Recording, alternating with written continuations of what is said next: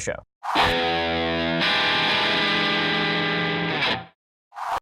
Oh, yes, we will go wall to wall with all of the latest. Suffice it to say, this is not going well for Republicans. I will explain why, for all of the reasons it is not going well. Also, what the actual hearings should have been designed to do and what they actually were not designed to do. We'll get to all of that in just 1 second. First, if it feels like you need a drink, you're not alone. Okay, the reality is that on a day like this, pretty much all of us, especially in this business, need a drink. And if you actually would like a drink of something good, then you should go out and check out our friends over at Winc. Winc makes it easy to discover great wines. Well, we've taken a little bit of time to wring ourselves out from the new year, and if you want to, go back to drinking, now's the time to do it. Go check it out with Winc. Winc's wine experts select wines matched to your taste, personalized for you, shipped right to your door, starting just $13 a bottle. There's nothing like coming home to a bottle of delicious Winc wine selected just for you.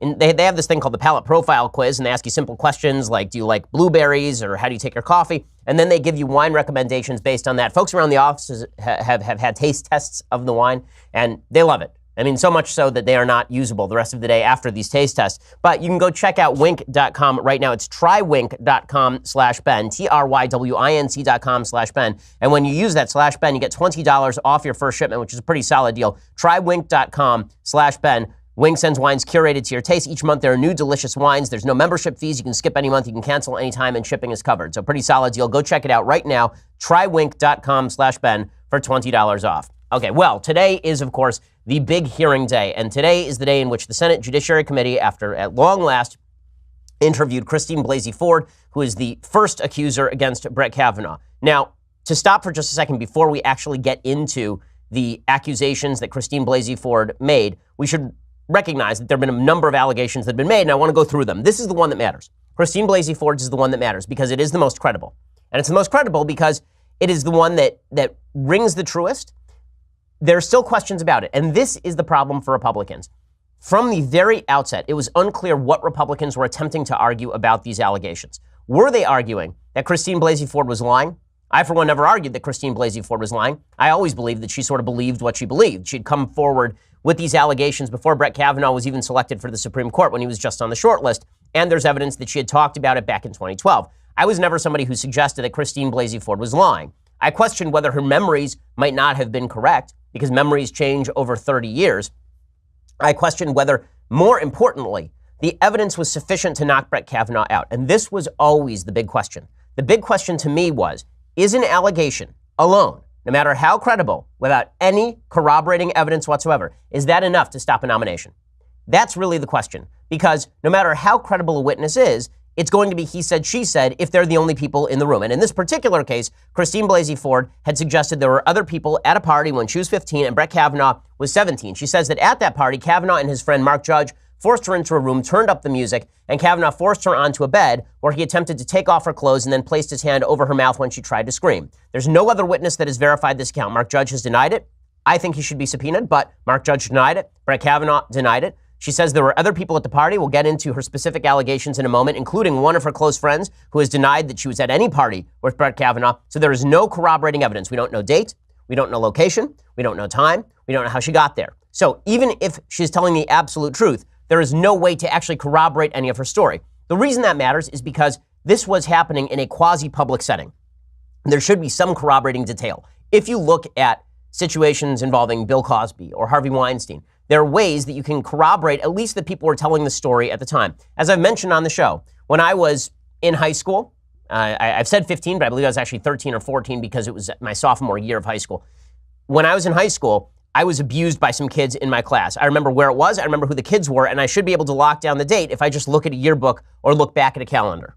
Okay? And I can find people to corroborate the story. There's no corroborating evidence here, and Blasey Ford has been unable to really corroborate any of that. Now, does that mean she's lying? No, it doesn't mean she's lying. It doesn't mean she's lying at all.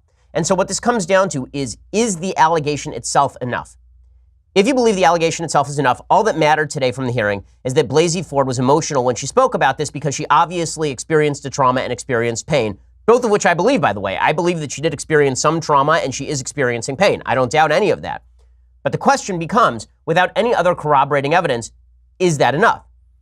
And so that just made today basically a sort of public assessment of her performance. Was her performance credible? Was her performance believable? Was her performance emotional? Which is kind of gross. I mean, that is kind of gross. The fact that the public question was going to come down to how well could this alleged attempted rape victim tell her story. Because in that sense, if she had been more robotic, would we not have believed her?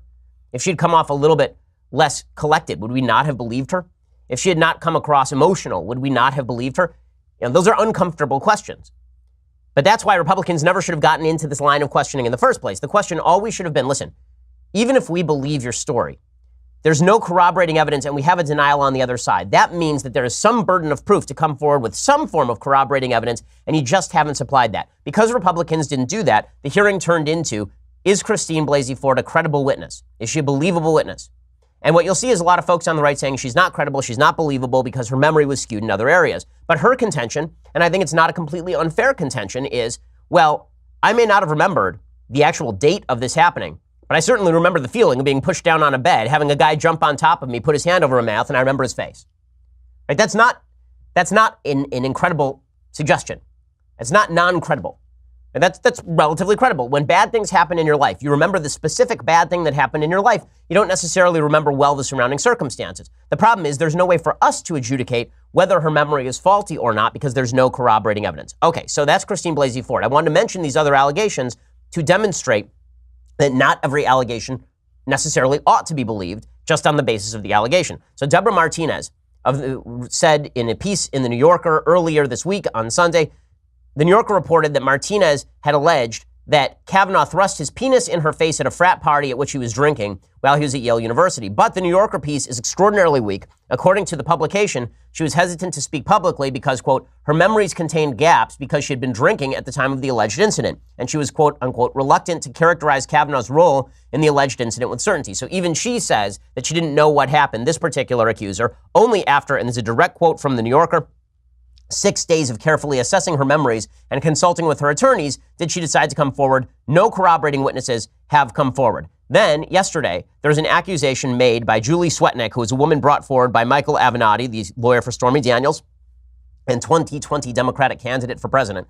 And according to her sworn declaration, she saw Kavanaugh get drunk in high school and then grope girls against their will, as well as spiking punch with Quaaludes and alcohol and participating in a gang rape line at multiple parties. That's her description. Swetnick says she went to approximately 10 parties at which such events took place. Sorry, it's Deborah Ramirez, not Martinez. Swetnick says she went to 10 parties at which such activities took place. She says she was the victim of such a gang rape, but is unclear in her declaration whether Kavanaugh participated. Avenatti refuses to answer simple questions on her behalf.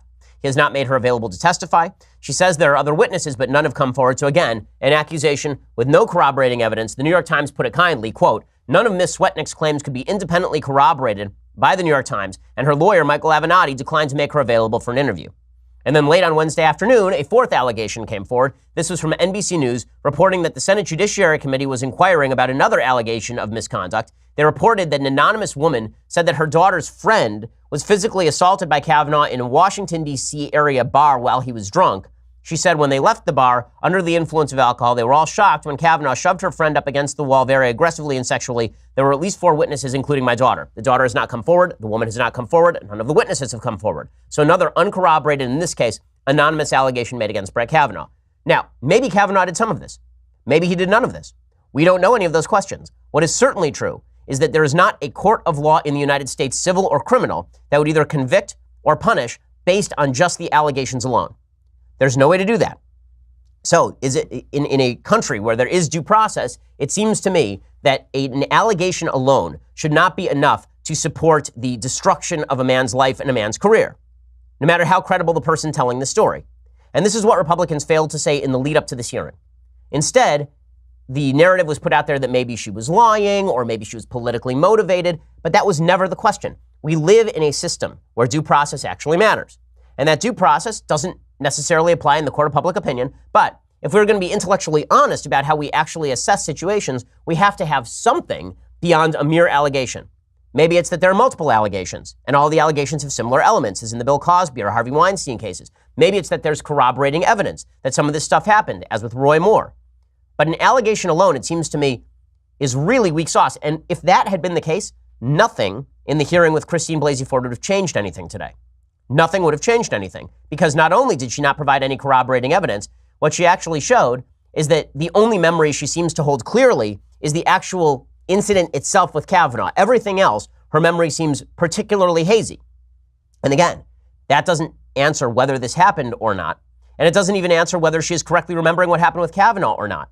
What it is suggesting is that memory itself is variable. And not only that, it suggests that without any other corroborating evidence, which she actually weakened today, right? She weakens the possibility of corroborating evidence today. She did not strengthen the possibility of corroborating evidence.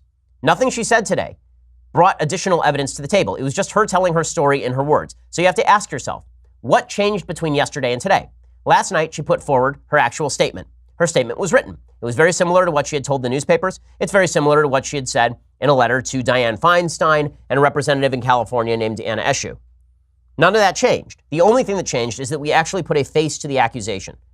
If that's the case, then what we really had today was an emotional appeal. And listen, I felt the emotional appeal too, because it's hard not to watch a woman who's experiencing pain that she attributes to a dire trauma, right? To an incident that any of us would have responded with fury to and say, okay, well, that's now more credible. But is it more credible because she said it out loud? Is it more, as opposed to credible, does it provide any level of objective verification of the events she speaks of because she said it out loud? I don't think so. I don't think so. And if it does, you have to ask yourself what exactly changed. What exactly changed? Now, this was a loss for Republicans, and I'll explain why it was a loss for Republicans in just a second. But first, let's talk about your sleep quality. There's nobody on the planet like you, so why would you buy a generic mattress built for anyone else? Helix Sleep has built a sleep quiz that takes 2 minutes to complete. They use the answers to match your body type and sleep preferences to the perfect mattress. Whether you're a side sleeper or a hot sleeper, whether you like a plush or a firm bed, with Helix, there's no more guessing and no more confusion. Just go to helixsleep.com/Ben, take their 2-minute sleep quiz, and they will match you to a mattress that will give you the best sleep of your life. I've taken this sleep quiz with my wife. We ordered the mattress. It came in the mail. You unwrap it. It just inflates in front of you. You pop it on the bed frame. You're good to go. I got one for my sister for her wedding because the mattresses are just that comfortable. Couples can even have each side tailored for your particular sleep preferences. They have a 10-year warranty, and you get to try it out for 100 nights risk-free. So there really is nothing to lose. Right now, Helix is offering up to $125 off all mattress orders. Get up to $125 off at helixsleep.com/Ben. That's helixsleep.com/Ben for $125 off your mattress order. Again,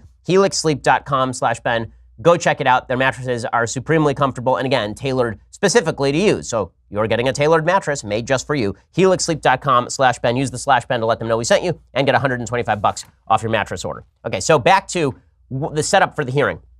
What Democrats wanted out of the hearing was something very simple, a binary. She's lying or she's not lying. That was the binary. And Democrats said, we believe her, she's not lying.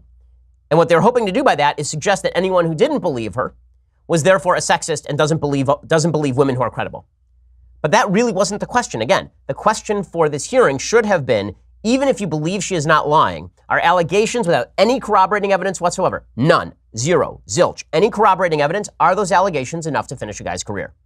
That's how Republicans should have played this. They should have said, we don't know whether to believe her or not.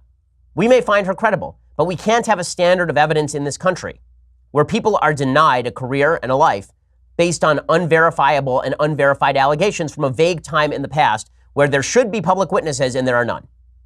That's what Republicans should have been arguing. Instead, they allowed Democrats to turn this into, is she believable or is she not? And the answer is, yeah, she's believable. There's nothing about her that suggests that she's not believable.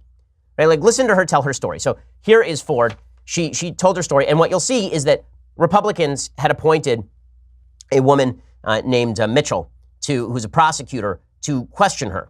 Right? And this woman basically went after the fact that Blasey Ford's memory has lots of holes in different places. But Blasey Ford basically defeats all of those attempts with a simple statement, which is, I may not remember everything else in my life, but I remember that time the guy jumped on top of me, put his hand on my mouth, and tried to rape me, right? That's all she had to say. It takes everything else off the table.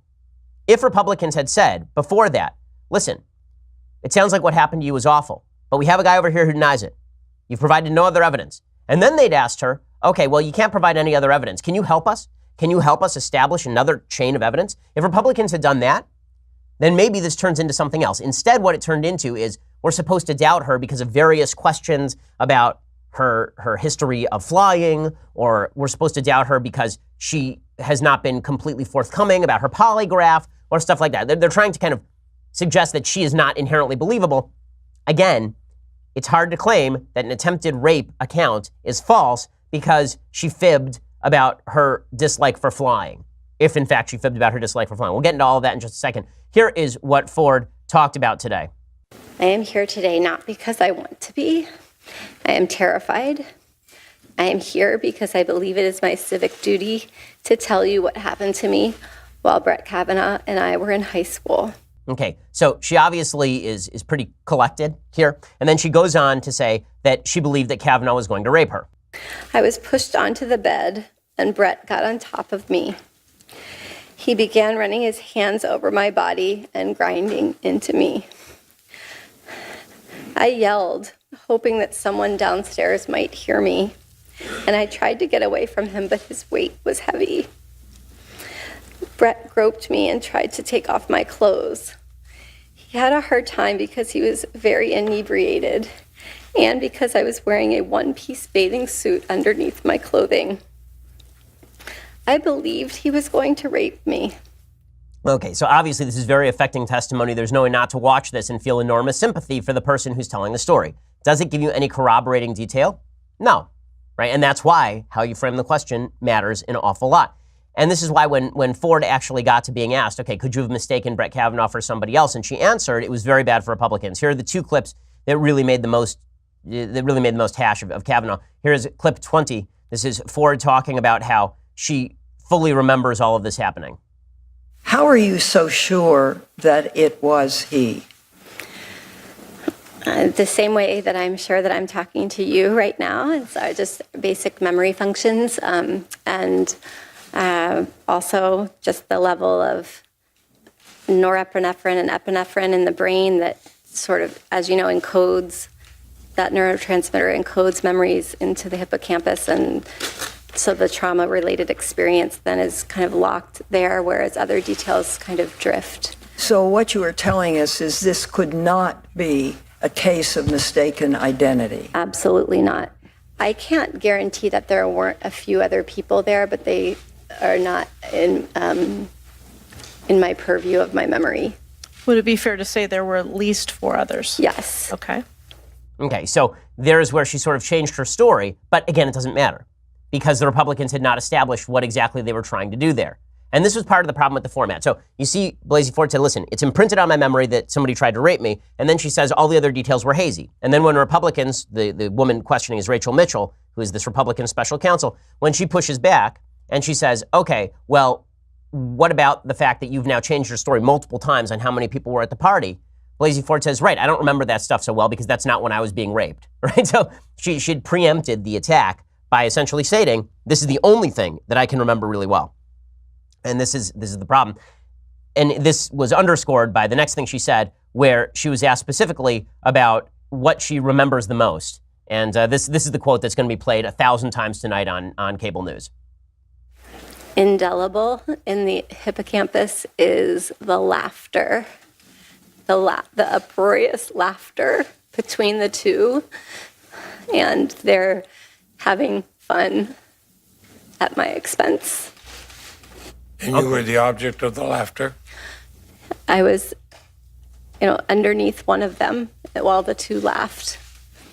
Two friends having a really good time with one another.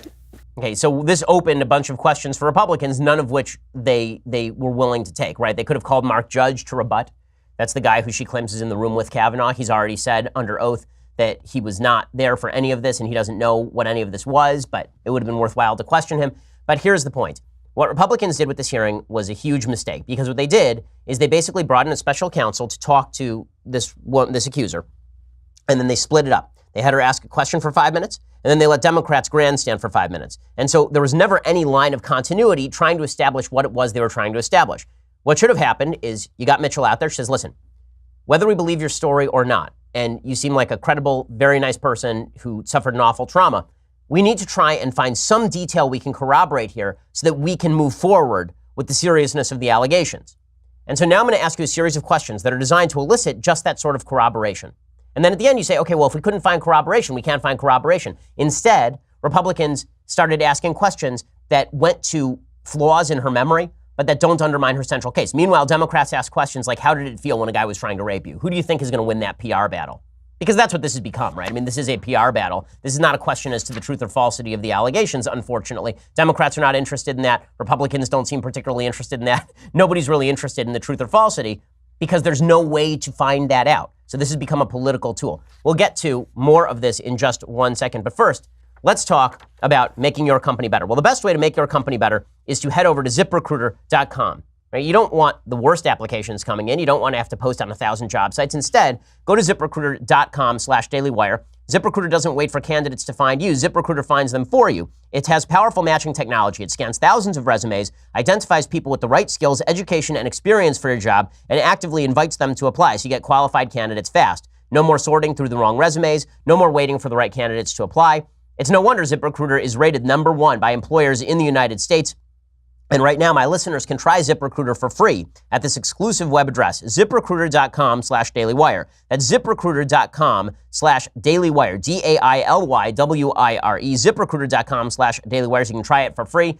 Upgrade the members of your staff. I mean, if somebody does a bad job today, they might be out on the street.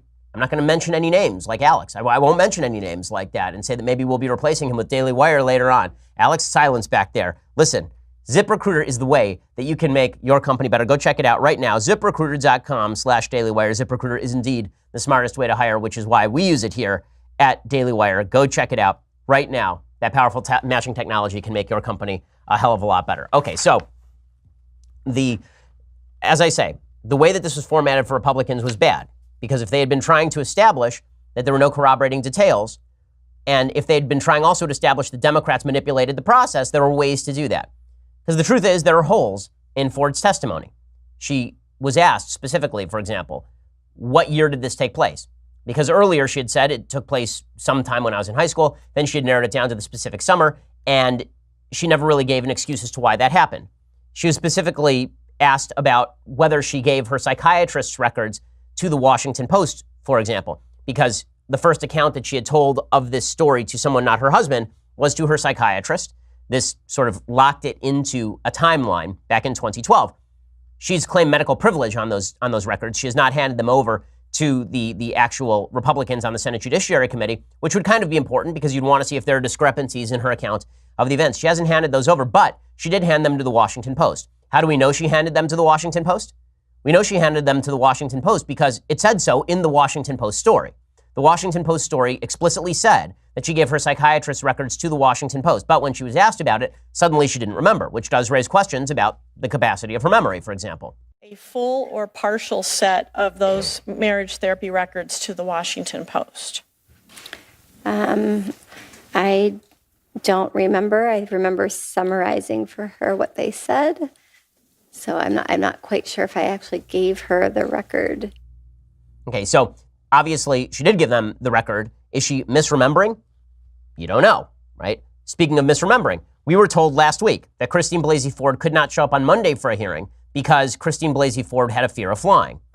This was a serious question because in the past week, there have been a bunch of more unverified allegations that have come forward that seem timed by Democrats. I mean, it's just a giant coincidence that all these allegations come forward from Monday through Thursday, and they all start breaking in the news this week. Well, Blasey Ford's original claim, or at least the claim of her lawyers, is that she couldn't show up on Monday because, number one, she didn't want to be questioned on that side of the country, and number two, she had a fear of flying.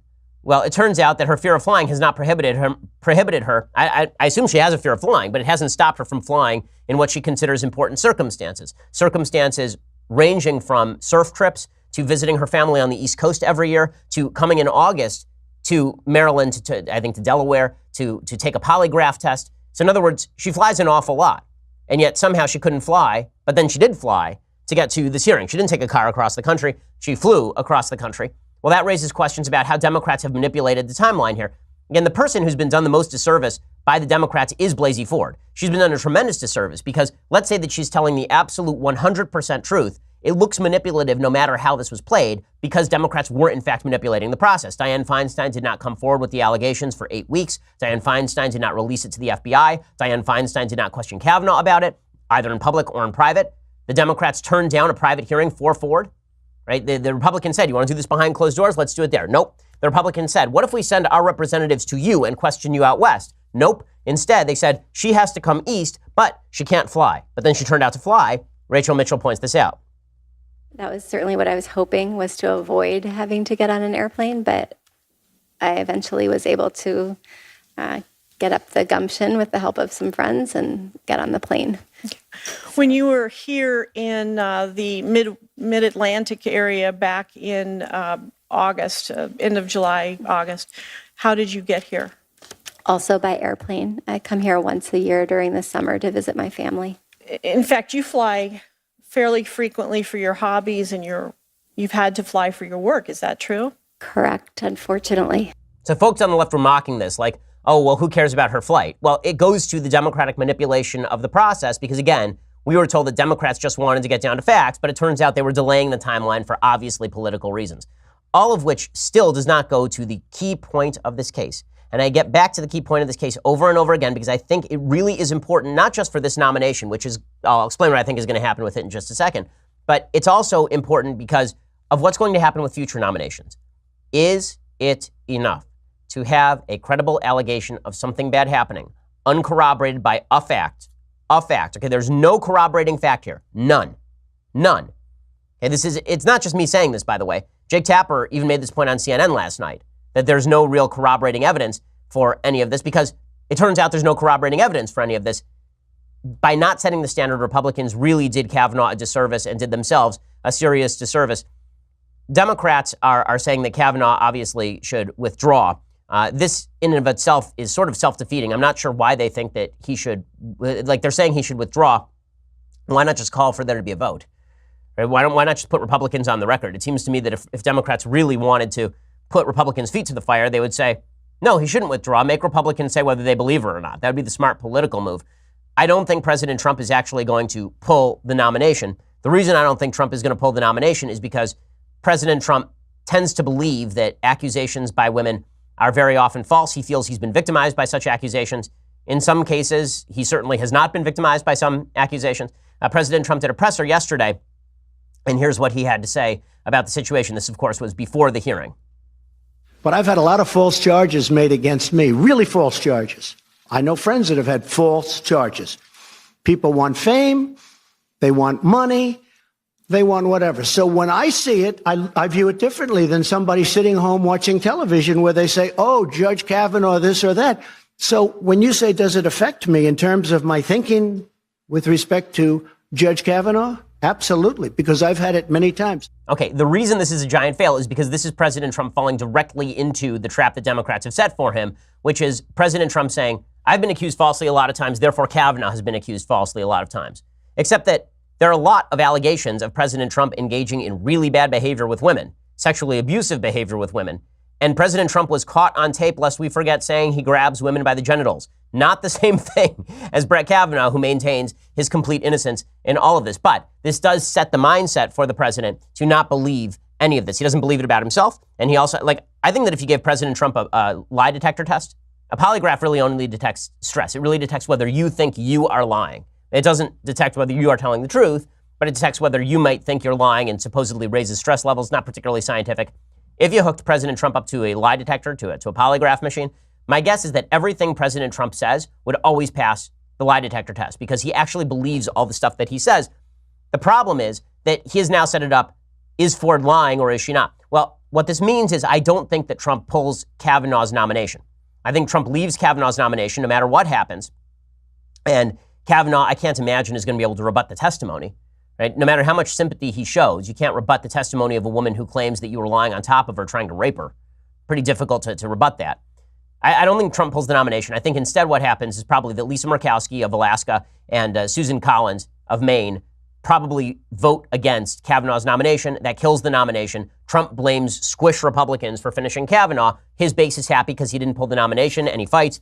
And by the way, I don't think he should pull the nomination because, again, I think there should be a standard of corroborative evidence that is presented if we're going to start pulling nominations. But I don't think Trump pulls the nomination. I think he lets this thing go down in flaming defeat. I think he nominates Amy Coney Barrett. And then Democrats get what they want, which is a referendum in November on whether Republicans should control the next Supreme Court seat. If Republicans do not have a majority in November of the Senate, there will be 8 people on the Supreme Court from here until 2021. Democrats are not going to allow President Trump to fill this seat. That's what this has always been about. This is always for Democrats, not for Ford, for Democrats. This has always been about political manipulation. For the press, it's been about political manipulation as well. There are too many members of the press who have treated allegations as verified facts. There are too many members of the press who have treated evidence-free allegations as absolutely justified.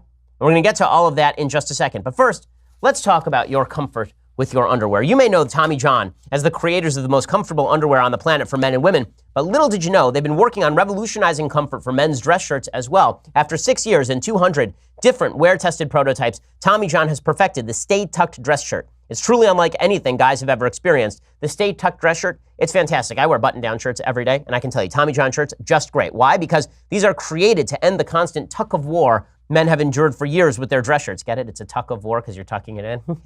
With Invisigrip Snap technology, you won't have to deal with any billowing or bunching. The 360-degree underarm stretch panel allows for full range of motion. Stretch, twist, even put luggage on an airplane without restriction or untucking. Upgrade today with Tommy John. No adjustment needed. Go to TommyJohn.com/Shapiro to save 20% on your first order, plus free shipping and free returns on all dress shirt purchases. That is TommyJohn.com/Shapiro for 20% off. All their products are just fantastic, by the way, not just the dress shirts. Everything is great. Their underwear is supremely comfortable. It has a no wedgie guarantee, which I could have used in high school. Go check it out right now. TommyJohn.com/Shapiro for 20% off. Again, that's TommyJohn.com/Shapiro for 20% off, and just let them know that we sent you. All right, so I do want to get into the press's behavior and Democratic behavior today at the hearings, because again, I'm not going to say that Christine Blasey Ford is a political actor. I am going to say that Democrats and the media have acted in entirely political fashion surrounding the Kavanaugh accusations. We'll get to that in just a second. For that, you have to go over to Daily Wire and subscribe. For $9.99 a month, you can get a subscription to Daily Wire. When you do, you get the rest of the show live. You get the rest of the Andrew Klavan show live, the rest of the Michael Knowles show live, the rest of the Matt Walsh show live. I don't know why you'd want Knowles' show, but I mean, if that's the thing you want, you can still get it. $9.99 a month gets you all of those things. Plus, for $99 a year, you get this, Leftist Tears Hot or Cold Tumbler. Notice, it says Leftist Tears, not Liberal Tears. Liberals are just people who disagree with me on politics. Leftists are people who try to shut me down from speaking at USC. But go check it out right now. $99 cheaper than the monthly subscription, and you get this, the very greatest in beverage vessels. It does give you the power of invisibility, I have heard. I can't make that claim with full veracity, but I have heard. Also, eternal life, right? If Indiana Jones had just chosen the Leftist Tears Hot or Cold Tumbler, if that other guy in Indiana Jones and the Holy Grail had chosen that at the end of the movie, his face wouldn't have melted off and withered. Go check it out right now for $99 a year. Also, please subscribe to us at YouTube or iTunes. We have a Sunday special this week featuring Cameron Kasky, someone with whom I disagree a lot on politics, but a 17-year-old kid who's at Parkland and really I think is attempting to search for a better politics, so good for him. You know, you can listen to that interview this week. Go check it out right now. We are the largest, fastest growing conservative podcast in the nation.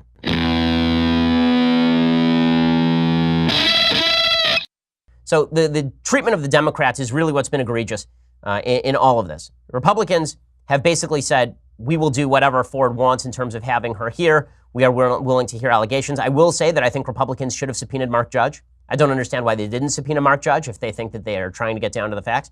But Democrats have been political with this since the beginning. Dianne Feinstein was political with this since the beginning. The media have been political about this too. Why? Well, look at the way that they treated, at least many in the media, not everyone in the media. Look at how many in the media treated the Michael Avenatti allegations from yesterday. So an allegation comes forward. A woman claims that Brett Kavanaugh was part of a rape gang back in high school. She says there were tons of witnesses. Not a single witness comes forward. She claims that she went to 10 separate parties at which there were these gang rapes and drugging of women, which does beg the question as to why would you go back? I mean, when's the last time you went to a party, you saw a gang rape line and people drugging the punch, and you're like, you know what? There's one of these next week. I'm coming back. Now, I got to see whether it just goes differently next time, and then do that 10 times. It turns out, by the way, that the woman who makes the accusation was 3 years older than Brett Kavanaugh, graduated in 1980, which suggests that she was actually a college woman, like a full-grown woman, going to high school parties, watching gang rape lines happen, and then saying nothing, which is weird in and of itself. But the way that many in the media treated this was a massive headline. It was repeated over and over and over without a lot of these questions being asked. I will point out one person who did ask the question. CNN's Jake Tapper did grill Michael Avenatti on this, and Avenatti obviously had no answers. That, by the way, did not stop Dianne Feinstein from today in the hearing suggesting that there are 3 separate credible allegations against Kavanaugh, which there are not. There's one seriously credible allegation against Kavanaugh, in my opinion. That's Ford. Even that has no corroborating evidence.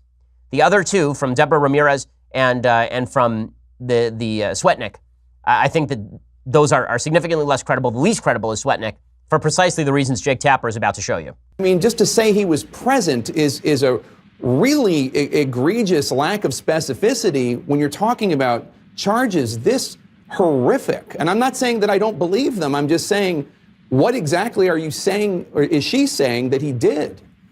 Jake, I disagree completely with what you just said. Let me be clear about something. This is not my declaration. These are statements by my client. These are her statements about what happened.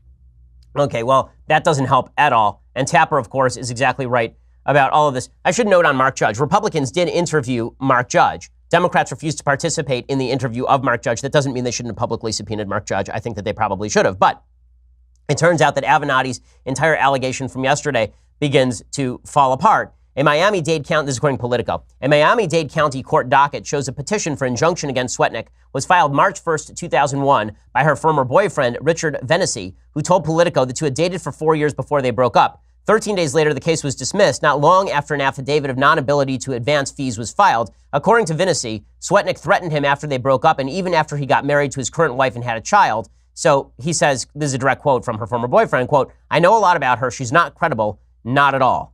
Didn't matter. The media repeated this stuff. And I will point out, again, there's some diversity in the media. You have people like Jake Tapper, who I think does try to be honest. This is why I respect Jake. And then you have people like Don Lemon, who really does not try very hard on CNN. Here's Don Lemon on CNN saying that Brett Kavanaugh is like Bill Cosby. Based on, he doesn't say. Right now, a Supreme Court nominee faces 2 allegations of sexual assault or misconduct from his time in high school and his time in college back in the late 1980s. Kavanaugh denies that they ever happened. When Bill Cosby was initially accused, many people for many years could not believe it. The women's accounts were questioned. It took a very long time and a lot of investigating and multiple proceedings before there was a verdict as to the truth of what really happened. Okay, so that is not helpful at all, obviously. There's no corroborating evidence, but it doesn't matter. He's just like Bill Cosby. Doesn't matter that Bill Cosby admitted openly to using Quaaludes on women. Kavanaugh's exactly like that. It's not just him. Obviously, you've got Katie Tur over at MSNBC, who did exactly what Democrats are apt to do, which is suggest that anybody who doubts corroborating evidence says that the accusers are all liars. Again, I'm not claiming Deborah Ramirez is a liar. I've not claimed in this entire show that, or any other show, that Christine Blasey Ford is lying. I've said there's not corroborating evidence. Why? Because facts don't care about your feelings on this one. There is no corroborating evidence. I feel terrible for these women as well.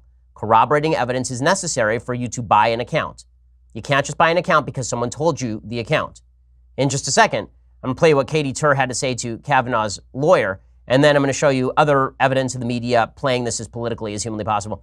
So Jeffrey Toobin on CNN, so we'll get to Toobin in 1 second. First, let's do Katie Tur. So Katie Tur was questioning Kavanaugh's lawyer about the Deborah Ramirez allegations, and of course she doesn't ask her, why do you doubt the accusations? And then the lawyer can say, listen, I don't know whether to doubt the accusations or not. I can tell you there's no corroborating evidence. And instead it's, why do you think she's lying? I don't have to believe somebody is lying to suggest that their account may be faulty. I don't have to believe that somebody is, like, this happens all the time in your daily life. In your daily life with people you love, they tell you stories and you think, is that really how it went? That's with people you love.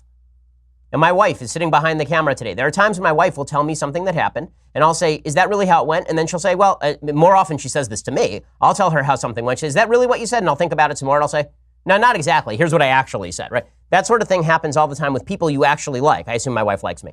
But it is a truth that in order to have questions about somebody's account, it doesn't require you to think that they're lying per se. But the media have decided to buy into the Democratic binary.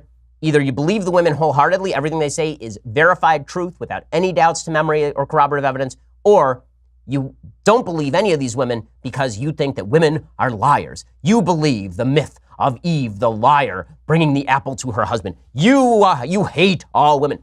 This is the narrative the Democrats and many members of the media have been trying to promote. Here's Katie Tur doing just that yesterday. Are you calling her a liar?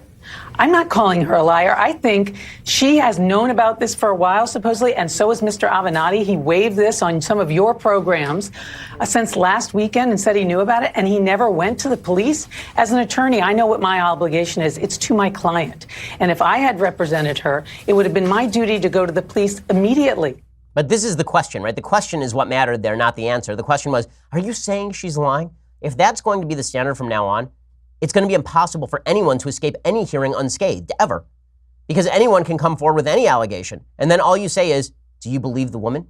Is she lying? Are you saying women lie? Well, we don't know whether somebody is lying or misremembering or telling the truth unless there's actual evidence. You could have said the same thing about Tawana Brawley. You could have said the same thing about Crystal Mangum in the Duke Lacrosse case. You could have said the same thing about Jackie from UVA. You could have said the same thing about Emma Solkowitz at Columbia. All those women, it turns out, were not telling the truth. I'm not saying any of these women are not telling the truth. I'm just saying, I don't know. Neither do you. Were you there? Unless you were. And if you were, you should probably come forward and testify, I think. But if you were not there, you don't know. You don't. I don't know either. My tendency is to believe Christine Blasey Ford's story, but I don't have enough corroborating evidence to finish a guy's career based simply on the allegation. By the way, I think there are a lot of folks on the Democratic side who would be more honest if they said the same thing about people like Juanita Broaddrick. And when Juanita Broaddrick accused Bill Clinton of rape, the answer the Democrats gave was she's not credible. Why? What made her non-credible? What they could have easily said is, well, her story is credible, but there's not enough evidence for me to corroborate it, which is the actual objective truth about things people tell you in real life. But when it comes to politics, we all suspend this. When it comes to politics, we all suspend the way that we normally work in the realm of the real in order to defend people we like or to target people that we dislike. And for example, so Senator Patty Murray, she comes forward and again, playing politics, she says that anybody who claims that this is a smear campaign, well, that frightens me as a woman. Well, it is a smear campaign by Democrats to bring forward a bunch of unverified allegations with no corroborating evidence. There's no question that is. But what Patty Murray is doing is, again, drawing that crucial binary. Democrats know they have a massive advantage right now with female voters. A lot of that is driven by President Trump. It really is. Look at the polls. From 2012 to 2016, Republicans lost women in droves. They've been losing women in droves ever since. Democrats know that they can just plow a wedge between men and women on a voting basis if they can credibly accuse Republicans of being sexist. That's the game, and Patty Murray is playing it. The message that this is a smear campaign frightens me as a woman, that once again we are saying to women out there, don't come forward, you're going to be accused of smear campaigns, no one's going to believe you. Stop. Do the investigation. Okay, they are doing an investigation, and then you yell at them for doing the investigation. It's not just the worst of all is, of course, Jim Acosta from CNN, who's just a garbage heap. I mean, Jim Acosta is just awful. Yesterday, Jim Acosta asks President Trump at his presser why he doesn't call on a female reporter. This is just the worst kind of grandstanding. What difference does the question make whether it comes from a female reporter or a male reporter? If you put the exact same words in somebody's mouth, you should get the same exact answer, is my opinion, because I treat people as individuals. According to Acosta, though, Trump won't call on female reporters because he's a sexist or something. If you don't mind, after I'm finished, if Ouija or Hallie or Vivian or one of our female colleagues could go after me, that would be great. Mr. President, just to follow up on these allegations against Brett Kavanaugh. What does he mean by that? Explain. What does that mean? I think it would be great if a female. What does it mean? No, what does it mean? It would be great if a female reporter would ask you a question about this issue. So if you don't mind, I wouldn't mind that at all. No, wouldn't mind it at all. All right. Well, let me. If I wouldn't make any difference to me. All right. Go ahead. Good for Trump. Okay, that's the actual correct answer, but you can see what Acosta's trying to do. That's reporting. That so much reporting, so much journalisming from Jim Acosta, who loves him some Jim Acosta. Find you somebody who loves you like Jim Acosta loves Jim Acosta. My goodness. But that, of course, is the narrative that's being drawn. Okay, so how does all this play out? It probably plays out with Kavanaugh going down. It probably plays out with Kavanaugh losing the vote or being withdrawn, and then all hell breaking loose. And Democrats proclaiming victory, and Republicans proclaiming that they were stabbed in the back, and things just get uglier. Because corroborating evidence doesn't matter, and we're not honest enough to actually set a standard beforehand as to what constitutes evidence that somebody's career should be finished. Okay, time for some things I like and then some things that I hate. So, things that I like. I'll remind you that when we say believe all women, nobody actually believes we should believe all women. Nobody actually believes that, because we have to actually look at each account on its face. We have to determine whether somebody is telling the truth or not. The way you do this is through corroborating evidence. So I take for my example today the movie To Kill a Mockingbird. The book To Kill a Mockingbird is, of course, one of the great books in the English language. I think people always say, what's the great American novel? To me, it's either Moby Dick or To Kill a Mockingbird. The movie of To Kill a Mockingbird it's a great movie, although Gregory Peck cannot do a Southern accent for his life. But the score is really tremendous. Elmer Bernstein did the score, just a beautiful, beautiful score. It used to be the ringtone on my phone, actually, the score for To Kill a Mockingbird. But here's a little bit of the preview of To Kill a Mockingbird, and then I will explain why this is relevant. And now, happily, To Kill a Mockingbird becomes a motion picture, and its memorable characters come vividly alive. That's Scout. Some people call her Jean Louise Finch, but she insists on Scout. And that's her brother, Jim. Just a boy until the day he learns there is evil in the world. The movie's terrific, and the score is great, obviously. Gregory Peck won Best Actor for his performance in this, which, again, is weird because he didn't do a Southern accent. But in any case, the movie's great. One of the reasons that I bring up this movie is because the movie is entirely about, or at least the main part of the movie, is about an actual false allegation of rape against a black man by a white woman who was actually sexually abused by her father. And the way that the accusation is overridden in the court is not through a he said, she said. It's through corroborative evidence. It's through the fact that Tom Robinson, who's the black man, actually gets up and shows that he was not physically capable of hitting this woman on a particular side of her face because his arm is withered from a cotton gin accident from his youth. The point here is that evidence still matters. Okay, due process still matters.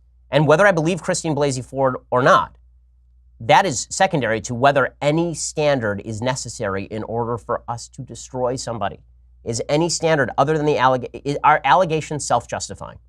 That's the big question today. That's the question nobody's going to ask, and it's the only question that in the end really matters for the future of the country when it comes to nominations, due process, or any sort of trial in the court of public opinion. Okay, time for a quick thing that I hate. So, thing that I hate today, Don Lemon of CNN, again, I've already hit Don Lemon earlier, but he really outdid himself yesterday. I don't know what he was on yesterday, but it was solid stuff. He was talking about Ted Cruz going to a restaurant in Washington, D.C. And there he suggested that Ted Cruz, so what happened is Ted Cruz goes to the restaurant, a bunch of activists start yelling at Ted Cruz about Kavanaugh, and he is forced to leave the restaurant with his wife. Here's Don Lemon explaining why this is totally cool. I don't like it, but it is one reason I'm not a public official, that I'm not running for office. In a way, I think it goes with the territory. I don't like that they were blocking his wife. But that's what he signed up for. And as a strict constitutionalist, which Ted Cruz is, he knows that it's protected under the First Amendment. Again, I don't like first it. of all, it's a lie. It's not protected under the First Amendment to go into a private establishment and yell at people until they leave. That is not protected under the First Amendment. Okay, it isn't. There's a lot of speech, thank God, in this country that's protected under the First Amendment. I can't enter your place of business and just start screaming at you. That is not actually protected by the First Amendment. But Don Lemon saying that he signed up for this, yeah, I'm sure he'd feel exactly the same way if Republicans came and yelled at Don Lemon, who, by the way, is a major media figure. Did he sign up for this? I don't think Don Lemon signed up for this. I don't think I signed up for this. I don't think Ted Cruz signed up for this. I don't think Trump signed up for this. I don't think Bill Clinton signed up for this. I don't think people sign up for harassment in a law-abiding country. I don't. But according to Don Lemon, apparently, they do. The other thing I have to say that I hate today, Jeet here is an alleged journalist over at The Atlantic, and he tweeted this out in the aftermath of some allegations that were dumped yesterday. So Senate Republicans on the Judiciary Committee released a Kavanaugh investigative summary that included an anonymous claim of rape forwarded by Kamala Harris's office that turned out to be complete nonsense, 2 interviews and a written statement from a man who believes that he, not Kavanaugh, actually was responsible for the assault. And so Jeet here tweeted out, "It's incredibly irresponsible to release this stuff, a dump of raw gossip with only the intent of muddying the waters. Apparently mirrors are illegal over at The Atlantic. What do you think the last several weeks have been? Okay, this is raw gossip or personal accounts with the intent of muddying the water. Okay, particularly this week. Put aside Blasey Ford, who again has no corroboration for her statements. This week, we've seen several attempts at muddying the waters coming from Michael Avenatti, coming from The New Yorker, all of it uncorroborated, all of it raw gossip, intent at muddying the waters, but apparently it only applies to one side of the aisle. This is what's so irritating about all of this. None of this is really an attempt to get down to who should be on the Supreme Court or standards of proof. None of this is really an attempt to get down to even the basic truth of what happened, because there's no way to do that without corroborating evidence. All of this is political, and anybody who tells you different is lying to your face. And well, we will be back here tomorrow with all of the fallout, because I'm sure it will be magnificent in its horror. We'll be back here with all of it. I'm Ben Shapiro. This is The Ben Shapiro Show. The Ben Shapiro Show is produced by Senya Villarreal, executive producer Jeremy Boring, senior producer Jonathan Hay. Our supervising producer is Mathis Glover, and our technical producer is Austin Stevens. Edited by Alex Zingaro. Audio is mixed by Mike Caramino.